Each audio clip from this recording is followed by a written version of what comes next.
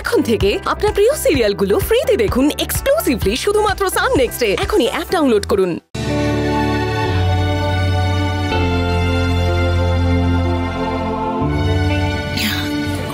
অর্জুন, তুমি কি মঞ্জুর কাছে গেছিলে?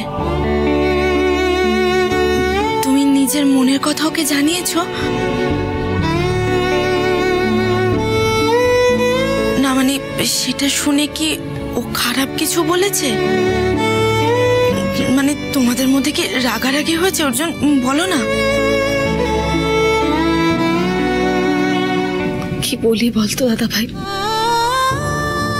সরি, আজ আবার জন্য তোকে এতটা কষ্ট পেতে হলো। বৌদি, আমি কোনো কষ্ট পাচ্ছি না। তুমি কেন এত কথা বলছো? কেন? আসলে তোমাদেরকে নিয়েই ভাবি তো, তোমাদের ভালো চাই তাই। আমি জানি তুই অর্জুনের ভালো চেয়েই কাজটা করেছিস, কিন্তু এটা কেউ বুঝবে না রে।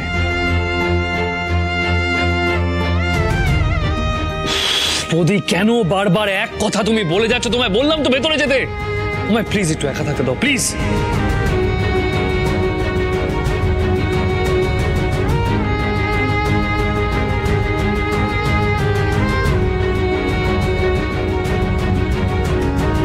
তোমরা দুজনে কি ঝামেলা করেছো কে জানে।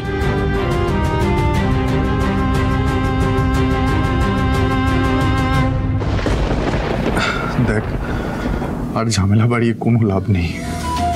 অর্জুনের এই রাগটা থেকে আমাদের সাবধান হয়ে যাওয়া উচিত। আমার মতে এই বিষয়টা নিয়ে গিয়ে আর কোনো লাভ নেই। এটা শেষ হোক। আমার আর ওনার সম্পর্ক নিয়ে তুই আর কিছু ভাবিস না মন, ভাবিস না।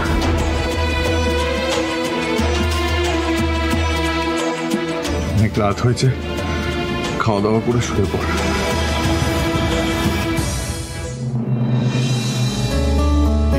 थोड़ा कैसा अभिमान या थोड़ा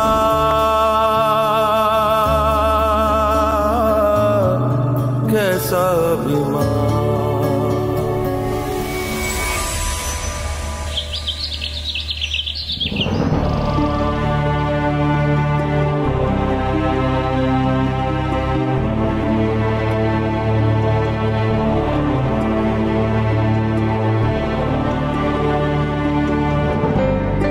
অর্জুন, বলছি দেখো, মঞ্জু আর তোমার মধ্যে যদি কোনো ঝামেলা হয়ে থাকে তোমরা সেটা মিটিয়ে নাও না গো। বৌদি, আমি মঞ্জুকে নিয়ে আমি কোনো কথা শুনতে চাই না আর বলতেও চাই না। কি ব্যাপার, তুমি এখানে কি করছো? মঞ্জুর কোনো খবর জানো? মঞ্জুর খবর নিতে তুমি এখানে এসছো কেন? ও থানাতেও আসেনি। বড়বাবু অনেকক্ষণ ধরে একটা দরকারি কাজের জন্য ওকে খুঁজছেন। আমি ওর বাড়িতেও গিয়েছিলাম। ওর দাদা বলল ও নাকি নিত্য হালদার নামে কারোর সঙ্গে দেখা করতে গেছে। এদিকে আমি ওকে ফোন করছি, আমার ফোনও তুলছে না, তাই এখানে এলাম। তোমরা কিছু জানো? নিত্য হালদার, এই লোকটা তো সাংঘাতিক। মঞ্জু মঞ্জু একা একা গেছে ওই লোকটার কাছে। এরপর যদি কোনো বিপদ হয়। আমার বাবার মৃত্যুর কেসের ফাইলটা বন্ধ করে দেওয়া হয়েছিল। আমি আবার বড়বাবুকে বলে সেই ফাইলটাকে বের করেছি, কিন্তু ওই ফাইলে না পরিষ্কার করে কিছু লেখা নেই। আমি জানতে চাই সেদিন কি হয়েছিল, সেজন্য তাপসী ম্যাডামকে বলেছিলাম আপনার সাথে কথা বলিয়ে দেওয়ার জন্য। নিত্যবাবু, আমি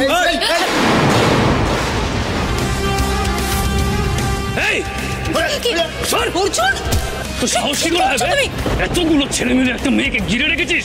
হ্যাঁ, কেন ঝামেলা করছো?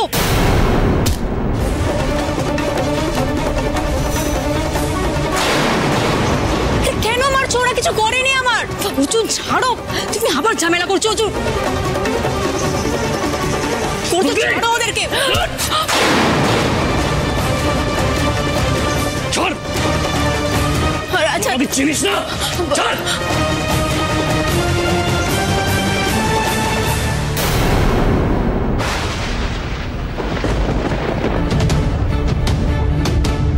এই চিনিস তুই আমাকে? আমার ডান হাত গুলি করলে না আমার বাঁ হাত জানতে পারে না। বেশি বাড়াবাড়ি করলে মেরে এই মাটিতেই পুঁতে দেব। উই পোকা ছাড়া কেউ জানতে পারবে না তোর বডি কোথায় আছে। আশ্চর্য তো, এগুলো তো আমার ক্যারেক্টারিস্টিক্স। এই তথ্যগুলো তোর জেনে রাখা উচিত ছিল, তাই না? জানিস না? হ্যাঁ, আপনিও আমার ক্যারেক্টার জানেন না। মঞ্জুর যদি কোনো ক্ষতি হয় তাহলে আপনাদের সবাইকে এখানেই কেড়ে দেবো। আবার বড় বড় বকনি? না না না, গুলি করবেন না প্লিজ। আমি তো এখানে কোনো ঝামেলা করতে আসিনি। বলুন, আমার বাবা যেদিন চলে যায় সেদিন কি হয়েছিল আমি সেটা জানতে চেয়েছি, তাহলে আমি চলে যাব।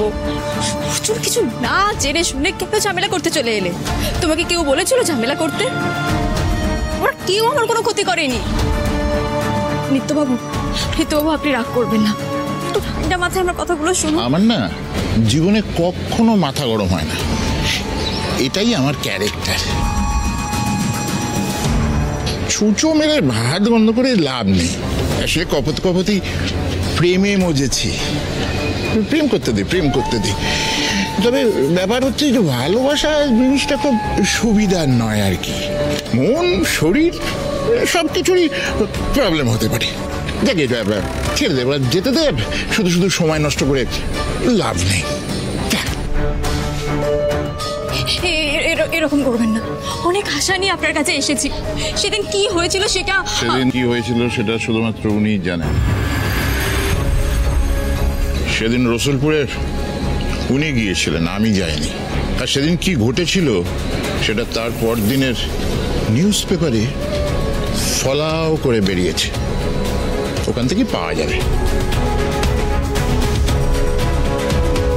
আমাকে একটু উপকার করুন, বলুন না সেদিন কি হয়েছিল, প্লিজ বলুন। আমি না এক গুলিতে একটা মানুষ মারি, আর এক কথা বারবার বলি না, আর একটা কথা না। যাও, বেরিয়ে যাও এখান থেকে। বলছিলাম একটা কথা না, এই মুহূর্তে এখান থেকে বেরিয়ে যাও তোমরা।